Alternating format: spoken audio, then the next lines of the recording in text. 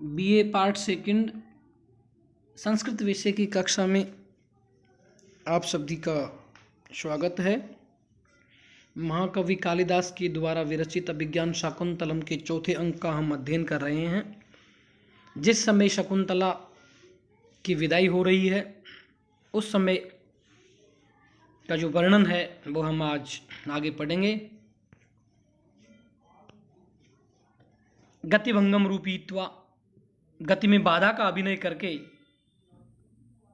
शकुंतला कहती है कि यह कौन मेरे वस्त्र को खींच रहा है, यह कहकर पीछे मुड़ती है। तब काश्यप है, महर्षि काश्यप कहते हैं कि वत्से की हे बेटी, श्लोक बोलते हैं, यस्ये त्वया वर्ण विरोपणमिंगुदीनां तेलं न्यसिच्यत मुखे कुससूचि विद्धे श्यामाकमुष्टि परिवर्धितको जहाति सोऽयं न पुत्रकृतकः पदवीं मृगस्ते।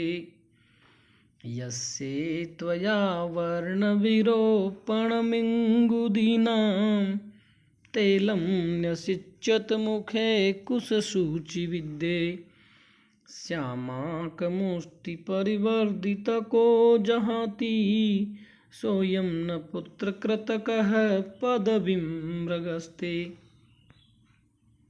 श्लोक है, अन्वय के अनुसार हम इसका अर्थ देखते हैं।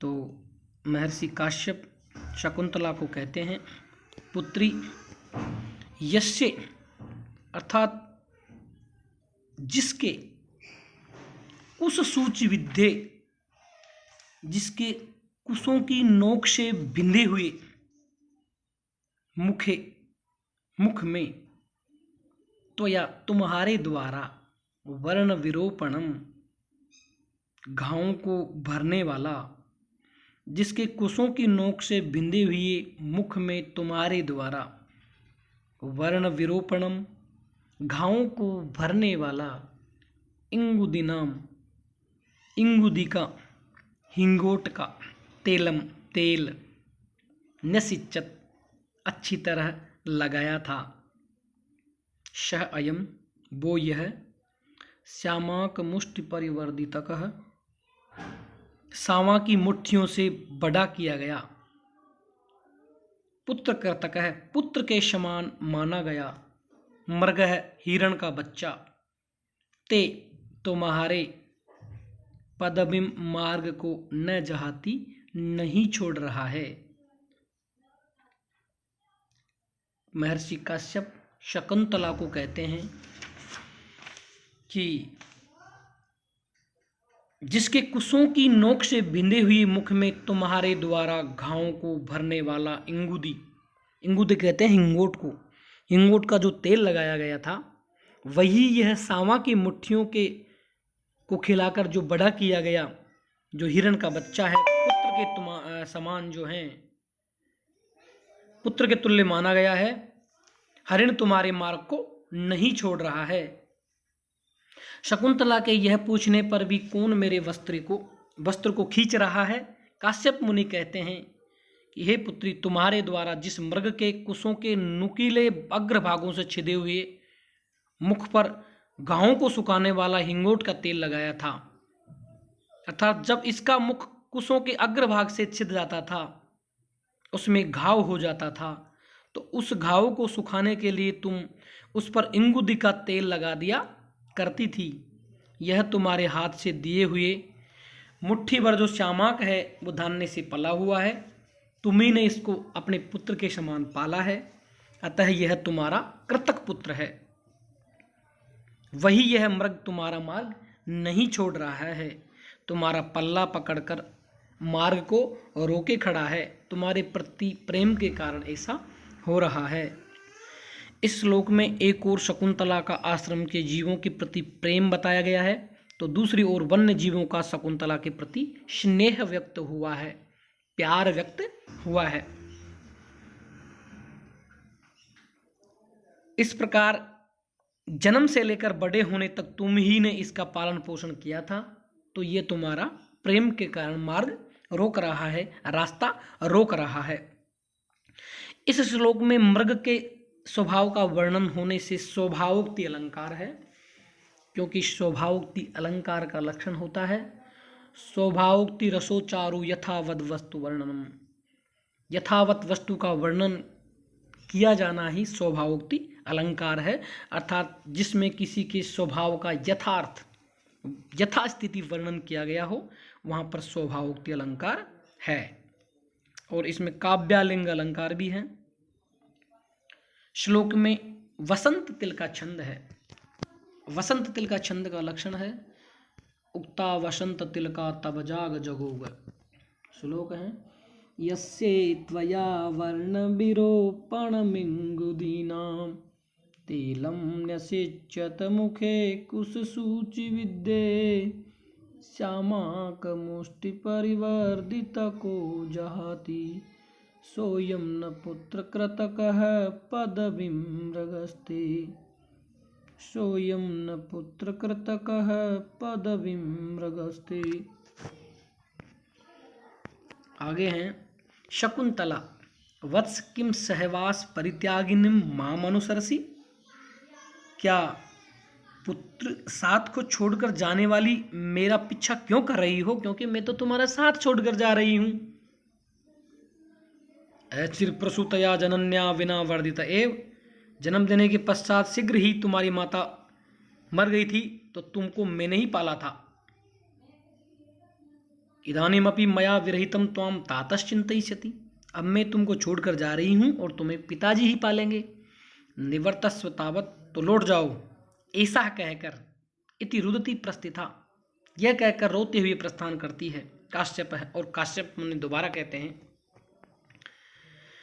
उत्पक्षमणो नयनयोरुपरुदवृत्तिं वाष्पं कुरु स्थिरतया वीरतानुबन्धम् अस्मिन् लक्षितनोन्नतभूमिभागे मार्गे पदानुखलिते विषमी भवन्ति। उत्पक्ष्मणोर्नयनयोरुपरुदवृत्तिं वाष्पं कुरु स्थिरतया वीरतानुबन्धम् अस्मिन् लक्षितन्तोन्नतभूमिभागे मार्गे पदानि खलु ते विषमी भवन्ति। इस श्लोक में भी वसंत तिल का छंद है, जिसका लक्षण है कि उक्ता वसंत तिल का तब जा जगोग। अन्वय के अनुसार इसका अर्थ है उक्त पक्षमणो, ऊपर उठी हुई बरौनियों से युक्त, नयनयो तुम्हारे नेत्रों का व्यापार, नेत्रों के व्यापार, उपरूद वृत्तिम दर्शन शक्ति को अवरुद्ध करने वाले, वाष्पम आंसुओं को स्थिरतया धैर्य पूर्वक, वृतानुबंधनम कुरु प्रवाह रहित करो, अलक्षितोन्नत भूमि भागे नए दिखलाई पड़ रहे ऊंचे नीचे भूभाग वाले, उबड़ खाबड़ ऊंची नीची जमीन वाले, अस्मिन् मार्गे इस मार्ग में, इस रास्ते में, ते पदानी जो तुम्हारे पैर हैं, खलो निश्चय रूप से विस्मय भवंती लड़खड़ा रहे हैं, ऊंचे नीचे पड़ रहे हैं।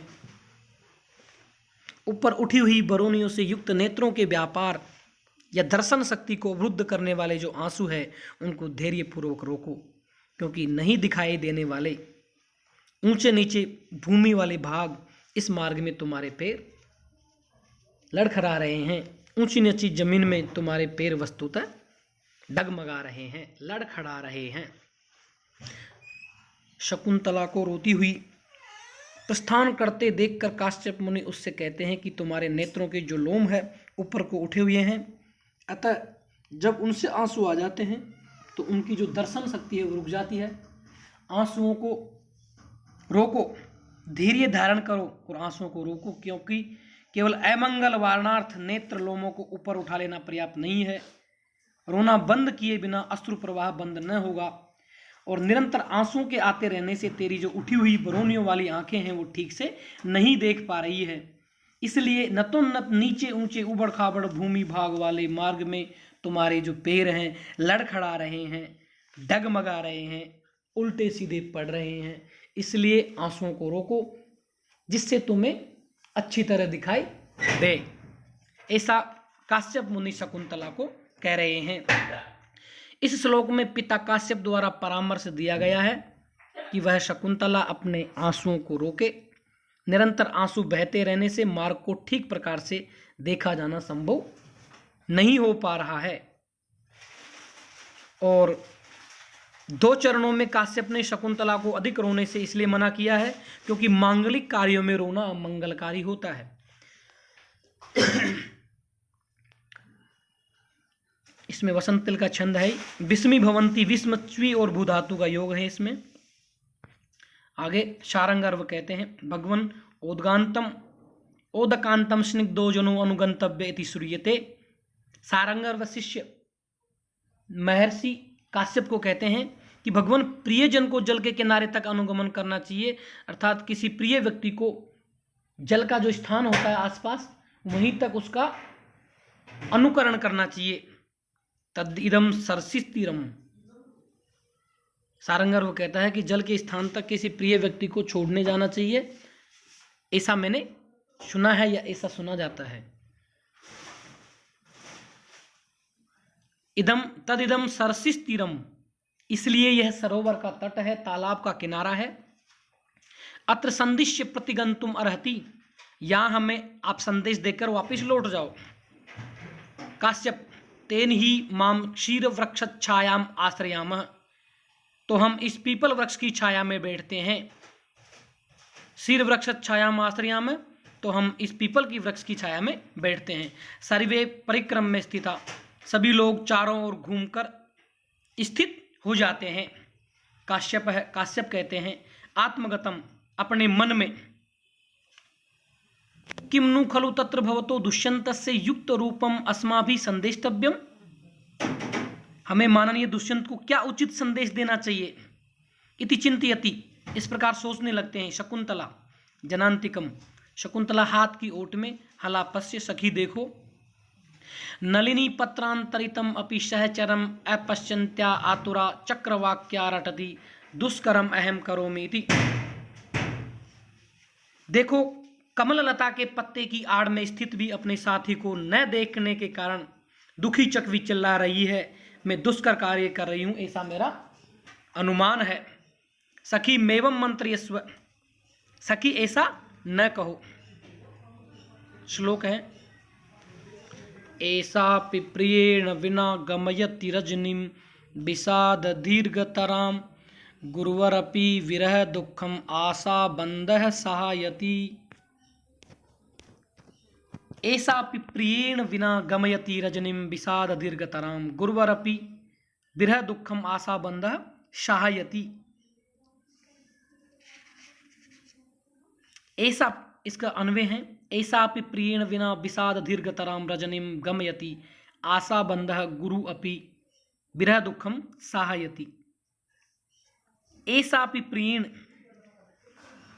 यह प्रियेण बिना, यह चक्रवाकी, ऐसा प्रियेण, यह जो चक्रवाकी है, प्रियेण बिना, चक्रवाकी भी प्रिय के बिना, विषाद दीर्घतराम, बिना दुख के कारण, विरह दुख के कारण लंबी प्रतीत होने वाली, रजनीम जो रात्रि को गमयति व्यतीत करती है। ये जो चक्रवाकी है, प्रिय के बिना दुख के कारण अधिक लंबी प्रतीत होने वाली रात्रि को व्यतीत करती हैं, रात्रि को बिताती हैं। आशा बंध है, क्योंकि आशा का बंधन, क्योंकि पुनर्मिलन की जो आशा का बंधन है।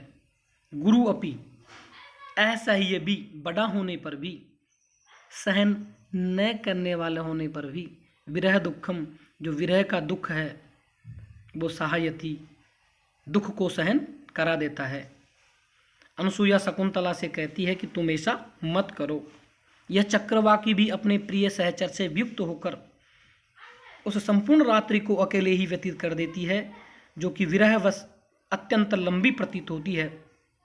क्योंकि वस्तुतः पुनर्मिलन की आशा का जो बंधन है, ऐसा ये भी विरह दुख को सहन करने की शक्ति प्रदान करता है।